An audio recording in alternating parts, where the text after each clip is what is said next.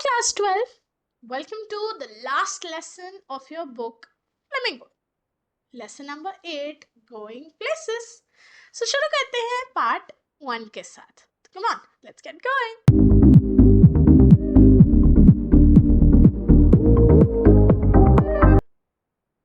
हाँ जी, क्या बात कर रहे हैं हम इस लेसन में? ये जो स्टोरी है गोइंग प्लेसेस, ये बात करने वाली है the theme of adolescent fantasising and hero worship.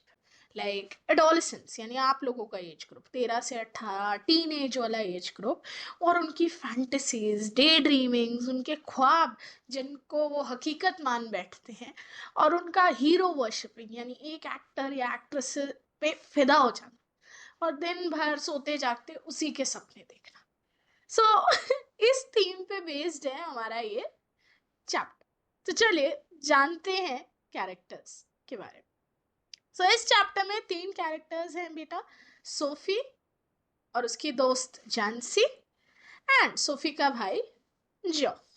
Main lead हमारी इस चैप्टर की है सोफी, एंड उसी की फैंटेसीज के बारे में और कैसे अपनी इन फैंटेसीज के चलते वो कई बार मुसीबत में फंसते फंसते बची है, ये सब हम इस लेसन में जानेंगे. ओके, शुरू करते हैं सोफी की कहानी. When I leave, Sophie said, coming home from school, I'm going to have a boutique. तो सोफी और जेंसी साथ में स्कूल से लौट रहे हैं एंड स्कूल बस कुछ टाइम का और है. They'll be passing out from school. तो वो अपनी फ्रेंड जेंसी को क्या बोल रही है कि एक बार स्कूल से निकल जाऊं, पक्का बुटीक खोलूंगी मैं. जेंसी, linking arms with her along the street, looked doubtful. है takes money Sophie, something like that. ऐसी बुटीक थोड़ी खुल जाता है, पैसे लगते हैं. ढूंढ लूंगी मैं, I'll find it.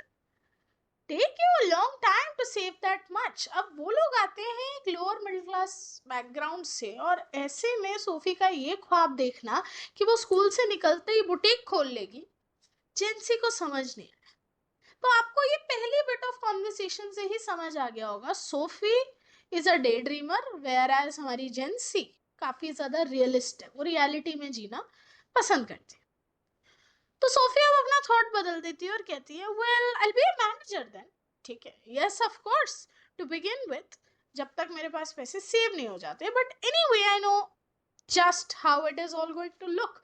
मुझे मेरा फ्यूचर अच्छे से दिख रहा है, ऐसा ही कुछ होगा, देख लेना जेंसी. तो जेंसी इज अगेन डाउटफुल और वो कह रही है, hey they wouldn't make you a manager straight off. सोफ, एकदम से मैनेजर कौन बनाएगा तुम्हें? तो सोफी कह रही है, आई बी लाइक मैरी क्विंट, उस टाइम की बहुत फेमस फैशन बुटीक स्टाइलिस्ट. तो सोफी कहती है, आई बी अ नेचुरल, मैं बिल्कुल नेचुरल एक्ट करूंगी. They will see it from the start, उन्हें शुरुआत से ही दिखेगा. I will have the most amazing shop this city has ever seen, और मेरी शॉप सिटी की सबसे अच्छी शॉप होगी. ख्वाब. Jency, knowing they were both earmarked for the biscuit factory, became melancholy. जेंसी थोड़ी उदास सी, थोड़ी मायूस सी हो गई, क्योंकि उसे समझ नहीं आ रहा कि सोफी ऐसे ख्वाब क्यों देख रही है जो उसे पता है कि पूरे होने भी मुश्किल है. क्योंकि कहीं ना कहीं उन लोगों को पता है कि उनकी किस्मत में स्कूल से निकल के बिस्किट फैक्ट्री में काम करना ही लिखा है. She wished Sophie wouldn't say these things. तो वो बस ये होप कर रही थी सोफी को भी ये चीज जल्द समझ आए एंड वो ये ऐसे बेतुके ख्वाब देखना बंद करे. When they reached Sophie Street, जेंसी ने कहा, सिर्फ कुछ महीने बचे हैं सोफ, you really should be sensible. थोड़ा सा दिमाग से काम करो. They don't pay well for shop work. Shop work में वैसे पैसे कम मिलते हैं एंड तुम्हें पता है तुम्हारे पापा कभी अलाउ नहीं करेंगे. सोफी बिना कुछ बोले अचानक थॉट बदलती है और कहते, अच्छा फिर ठीक है, I will be an actress. Now there is real money in that, उसमें तो अच्छा पैसा है ना. एंड यस, साथ साथ बुटीक भी चला लूंगी. एक्ट्रेसेस वैसे कौन सा फुल टाइम काम करती है. या फिर एक फैशन डिजाइनर, यू नो, कुछ बिट सोफिस्टिकेटेड. जिनसे गिव अप कर देते हैं कि भाई इस लड़की का क्या होगा, कैसे कैसे ख्वाब देख रही है. She turned in through the open street door, leaving Jancy standing in the rain. उसे फर्क ही नहीं पड़ा, वो अपने ख्वाबों की दुनिया में खोई हुई, थॉट पे थॉट बदले जा रही है, एंड जेंसी को वो वहीं दरवाजे पे छोड़ा. If ever I come into money, I'll buy a boutique. तो वो घर में घुसते घुसते ये स्टेटमेंट लाउड एंड क्लियर बोल रही है कि कभी मेरे पास पैसा होगा ना, देखना मैं एक बड़ा सा बुटीक खरीदूंगी। और उसके पापा ये बात सुन लेते हैं और कहते हैं, हाँ, if you ever come into money, if you ever come into money, you'll buy us a blessed decent house to live in, thank you so much. तो उसके पापा सार्केस्टिकली उसे टॉन्ट करते हैं, हाँ तुम्हारे पास पैसा होगा, तुम्हारे पास पैसा हो तो पहले रहने के लिए हमारे लिए एक ढंग का घर खरीद लेना, थैंक यू, अपने इन ख्वाबों से जरा बाहर आओ। सोफी के पापा उस वक्त कुछ खा रहे थे एंड उनके चेहरा एकदम फूला हुआ था, बहुत पसीने आ रहे थे, जैसे भी बहुत मेहनत का काम करके आए हैं, now he is very hungry. तो उसका छोटा भाई सोफी का आग में घी डालते हुए पापा को क्या कहता है, she thinks money grows on trees, don't she dad, इसे तो लगता है पैसा पेड़ पे उगता है, तभी तो ऐसे फालतू के ख्वाब देखती है। और उसकी माँ, उनके लिए तो ये रोज का है, तो वो बस मायूस होके वापस किचन में चली जाती। Sophie watched her back, stooped over the sink, and wondered at the incongruity of the delicate bow which fastened her apron strings. तो सोफी दूर से अपनी मम्मा को देखती है कि कैसे वो बर्तन धो रही हैं एंड बर्तन धोते वक्त उन्होंने अपनी कमर झुका रखी, स्टूप मतलब झुकाना, एंड वो देख रही है उन्होंने कैसे अपने एप्रन स्ट्रिंग्स कितने अजीब तरीके से उस बो से बस बांध रखे। इनकॉन्ग्रुइटीज बड़ा अजीब लग रहा था, सही नहीं बैठ रहा था। The delicate seeming bow and the crooked back, वो बो इतनी ढीली ढाली और झुकी हुई कमर, मम्मा की लाइफ कितनी हार्ड है। The evening had already blacked in the windows और वो छोटा रूम was steamy क्योंकि चूल्हा जल रहा था, and it was cluttered with the heavy breathing man in his vest at the table. एक तरफ पापा गहरी गहरी सांस ले रहे हैं एंड दूसरी तरफ इतने सारे बर्तन। सोफी को तो घुटन होने लगी उस मोमेंट पे एंड वो बस वहां से चली गई अपने भाई जॉफ को ढूंढने। सो ऑल दिस शोज कि सोफी अभी जिस तरह के घर में रह रही है, जिस तरह की उसकी फैमिली की कंडीशन है, इट्स नॉट वेरी गुड। वो रिच नहीं है, इवन अपर मिडिल क्लास भी कहूंगी वो गलत है, वो काफी पुअर बैकग्राउंड से आ रही है। ऐसे में वो सिर्फ ऐसे अननेसेसरी ख्वाब देखती रहती है हर वक्त without really doing anything in life. इस चीज से हर कोई परेशान। खैर वो अपने भाई जॉफ के पास जाती है और उसका भाई जॉफ अपनी मोटरसाइकिल का कोई पार्ट ठीक कर रहा था, नीचे न्यूज़पेपर बिछा के लेट कर वो काम कर रहा था। 3 साल हो गए थे उसे स्कूल से निकले और वो एक अप्रेंटिस मैकेनिक था। अप्रेंटिस मैकेनिक एक बड़े मैकेनिक के साथ वो काम सीख रहा था, तो रोज उसे बड़ी दूर जाना पड़ता था काम सीखने। He was almost grown up now, तो ये हमें दिखाता है कि वो कितना बड़ा है, मेच्योर है, उसके ऊपर रिस्पॉन्सिबिलिटीज हैं। एंड सोफी बस ये सस्पेक्ट करती है कि क्या क्या है इसकी लाइफ में ऐसा जिसके बारे में मुझे नहीं पता, जिसके बारे में जॉफ कभी बात नहीं करता, वो कभी कुछ नहीं बोलता, मर्जी से भी नहीं। उसके मुंह से शब्द ऐसे निकालने पड़ते हैं जैसे जमीन से मिनरल्स, इतना मुश्किल काम है। She was jealous of his silence, उसे बुरा लगता था कि यार ये इतना चुप क्यों रहता है, ये अपनी बातें मेरे साथ क्यों नहीं शेयर करता। जब वो बात नहीं कर रहा हो, एज दो he was away somewhere. Sophie को ऐसा लगता है कि मेरा भाई मेरी तरह है, जब वो बात नहीं कर रहा वो अपने ख्वाबों की दुनिया में खोया है एंड सोफी जानना चाहती है उसके ख्वाबों को। Out there in the world, ऐसी जगहों के बारे में जो सोच रहा है जहाँ सोफी कभी नहीं गई है। क्या वो सिर्फ शहर के वो एरियाज हैं जहाँ जॉब चाहता है, या उसके भी बियॉन्ड की जगहें, कौन जाने, जब तक जॉब खुद नहीं बताता है। दे अटेन्ड स्पेशल फैसिनेशन सोफी के दिमाग में, क्योंकि वो अभी तक उसके लिए अनजान थी एंड उसकी पहुंच के बाहर थी, क्योंकि उसे बस घर से स्कूल और स्कूल से घर जाना अलाउड था और कहीं नहीं। परहैप्स शायद जॉब कुछ लोगों के बारे में भी सोचता हो, एक्सोटिक, हाँ, स्ट्रेंज, इंटरेस्टिंग पीपल जिनके बारे में जॉब घर पे कभी बात ना करता। इट इज पॉसिबल ना, जरूरी थोड़ी हर वक्त जगहों के बारे में सोचे। दो जॉब बहुत शांत किस्म का आदमी है, वो नए दोस्त भी आसानी से नहीं बनाता, तो उसका लोगों के बारे में सोचना, मे बी सोफी अब ये सब थॉट्स अपने मन में पका रही है कि मेरे भाई के मन में क्या चलता हो जब वो चुप रहता। वो जानना चाहती थी उन थॉट्स को, वो जानना चाहती थी अपने भाई को. She wished she could be admitted more deeply into her brother's affection. वो अपने भाई के साथ अपना बॉन्ड स्ट्रॉन्ग करना चाहती थी, ना केवल इसीलिए कि वो भाई बहन है और उनके बीच में सीक्रेट्स नहीं होने चाहिए, कनेक्ट होना चाहिए, पर इसलिए भी कि शायद ऐसा हो तो किसी दिन जॉफ सोफी को अपने साथ बाहर ले जाए.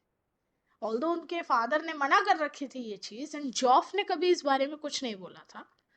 शी न्यू, जॉफ को लगता है कि अभी सोफी बहुत छोटी है, बहुत इम्पेशेंट है, तो उसे घर पे ही रहना चाहिए. जब घर में बैठी बैठी ऐसे ख्वाब पकाती है, बाहर जाएगी पता नहीं किसको क्या बोल देगी. सो इट वॉज सेफ कि सोफी घर ही रहे. खैर, ऐसा नहीं था सोफी अनजान थी. सोफी पूरी तरह से जानती थी कि बाहर एक बहुत बड़ी दुनिया है, एंड सोफी को ऐसा लगता था कि वो दुनिया बेसब्री से इंतजार कर रही है सोफी के वहां आने. She would feel as home there as in the city which had always been her home. वो ऐसा मानती है कि उस बड़े शहर में जिस भी दिन वो जाएगी, उसे वो बड़ा शहर बिल्कुल वैसा ही लगेगा जैसा इस वक्त उसे अपना घर और अपना शहर लगता है. और वो बड़ा शहर वेट कर रहा है कि बस सोफी जल्दी से वहां आ जाए. ऐसे ख्वाब सोफी देख रही. वो इमेजिन करती है अपने आप को जॉफ के पीछे बाइक पे बैठे. जॉफ ने पहनी है ब्लैक लेदर की जैकेट, एंड उसने पहनी है एक येलो ड्रेस जिसके पीछे एक केप है. केप है जैसे सुपरमैन वगैरह का वो रेड कपड़ा होता है ना, वैसा केप पहना है. और जब बाइक तेजी से चल रही है, वो केप हवा में उड़ रहा है, एंड आसपास लोग तालियां बजा के सोफी और उसके भाई का स्वागत कर रहे हैं. बूम. सपने से जागो भाई. रियलिटी फिलहाल ये है कि तुम एक घर में हो जहाँ धुआं धुआं है, बहुत गरीबी है, एंड तुम्हारा भाई तुम्हारे में बिल्कुल इंटरेस्ट नहीं ले रहा, तुम्हारी बातों में बिल्कुल इंटरेस्ट नहीं ले रहा, और तुम बैठी बैठी ऐसे ख्वाब सजा रही हो जैसे पता नहीं व्हाट, ये दुनिया सिर्फ और सिर्फ तुम्हारे लिए है. तो ये सब चीजें सोचना प्रॉब्लम नहीं है, बट ये सब चीजें ही हर वक्त सोचना ये प्रॉब्लम. एंड सोफी की इस प्रॉब्लम का क्या सोल्यूशन है कोई नहीं जानता था. जॉफ वहां बैठा था frowning at the oily component कि यार ये क्या है. उसे समझ नहीं आ रहा था कि क्या करे वो इसके साथ. इतने में सोफी अचानक अपने भाई को क्या बोलती है, आई मेट डेनी केसी. अब फॉर द बैकग्राउंड, डेनी केसी एक बहुत फेमस आयरिश फुटबॉलर है. एंड अब यहाँ सोफी एक पुअर बैकग्राउंड से आने वाली लड़की जो सिर्फ डे ड्रीमिंग करती है एंड और कुछ नहीं, अचानक एक दिन अपने भाई को आके बोल रही है कि मैं उस फुटबॉलर से मिली. क्या लगता है विश्वास करेगा उसका भाई? नहीं ना. मैं तो नहीं करती अगर उसकी जगह होती. खैर, अचानक से उसका भाई उस तरफ देखता है. कहाँ? आर्केड में, पता है. Arcade is a shopping area. हाँ, झूठ बोल रहे हो तुम. अरे मैं मिली हूँ. तो कहते तुमने डैड को बताया? सोफी ने ना में सर हिलाया, एंड एक तरफ उसे गुस्सा भी आया. शी वाज एंग्री कि भाई जॉफ, मैं अपने सीक्रेट्स डैड को पहले क्यों बताऊंगी जब मैं हमेशा तुम्हें बताती हूँ. सोफी को बुरा लगा. यार, how can you be unaware कि you are always the first one जिसके साथ मैं शेयर करती हूँ अपने सीक्रेट्स. तो तुम्हारा ये सवाल पूछना कि डैड को बताया कितना गलत है. जॉफ कहता है मैं नहीं मानता. There I was looking at the clothes in Royce's window. तो अब सोफी नरेट कर रही है वो इंस्टेंस जहां वो कहती है कि वो मिली, जिस मोमेंट में वो डेनी केसी से मिली. उसके अकॉर्डिंग मैं रॉयसेस की विंडो में कपड़े देख रही थी जब कोई मेरे साथ आके खड़ा हुआ, एंड मैं जब मुड़ी मैंने देखा वो और कोई नहीं, वो डेनी केसी था. पक्का आप लोगों को भी यकीन नहीं हो रहा ना? मुझे भी नहीं. All right, what does he look like? तो जॉफ ने पूछा अच्छा बताओ फिर कैसा दिखता है. तो सोफी कवर अप करने के लिए कहते oh come on, you know what he looks like. तुम्हें पता तो है वो कैसा दिखता है. अरे तुमने तो पास से देखा है ना, तो बताओ. उसकी ग्रीन आंखें, बड़ी प्यारी जेंटल आइज, एंड इतना लंबा नहीं है जितना हम सोचते हैं. अब वो मनी मत सोच रहे उसके दांतों के बारे में बताओ. नहीं, वो ज्यादा हो जाए तो वो रुक जाती.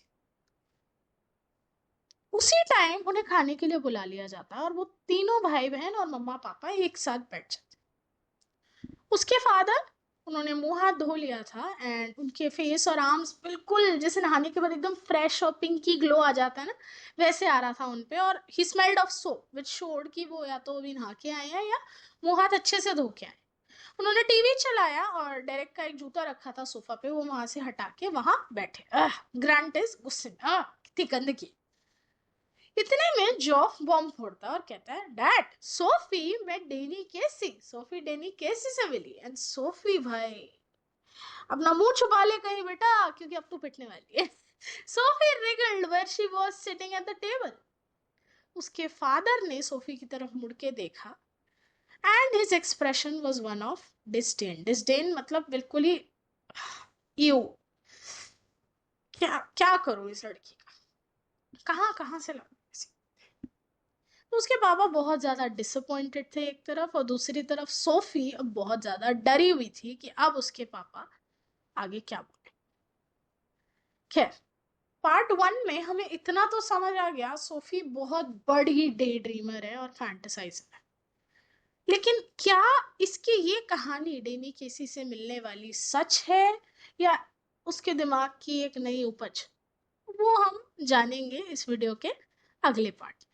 तब तक आप सोचिए क्या हो सकता है सच। मिलूंगी आपसे नेक्स्ट वीडियो में। Bye bye.